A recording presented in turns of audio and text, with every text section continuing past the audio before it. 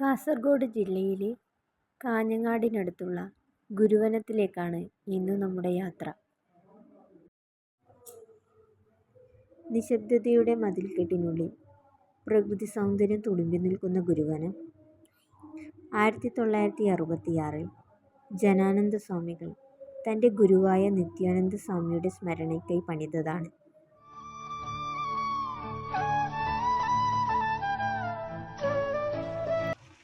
പാപനാശിനിയായ ഗംഗയുടെ നിലയ്ക്കാത്ത ജലധാരയും കിളികളുടെ കളകളനാദവും നമ്മെ മറ്റൊരു ലോകത്തെത്തിക്കുന്നു.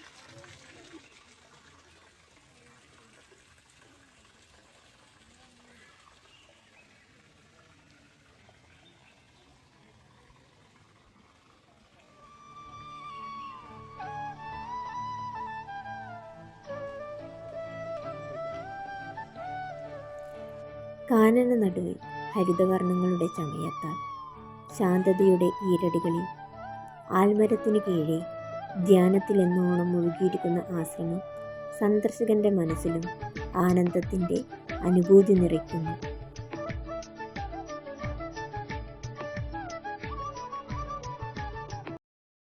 നിത്യാനന്ദ സ്വാമികൾ ധ്യാനത്തിൽ മുഴുകിയ ഗുഹയും അതിനടുത്തായി അദ്ദേഹത്തിൻ്റെ കാൽപ്പാടുകളും നമുക്കിവിടെ കാണാം.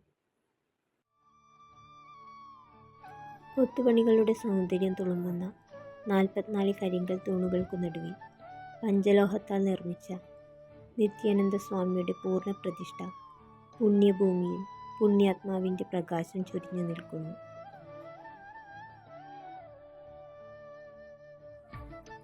ഗുരുവിൻ്റെ പ്രതിഷ്ഠയ്ക്ക് മുൻപിലായി ആൽമരത്തിനു കീഴെ അഷ്ടസിദ്ധി പ്രതിഷ്ഠയും മലവീരൻ്റെ പ്രതിഷ്ഠയും കാണാം.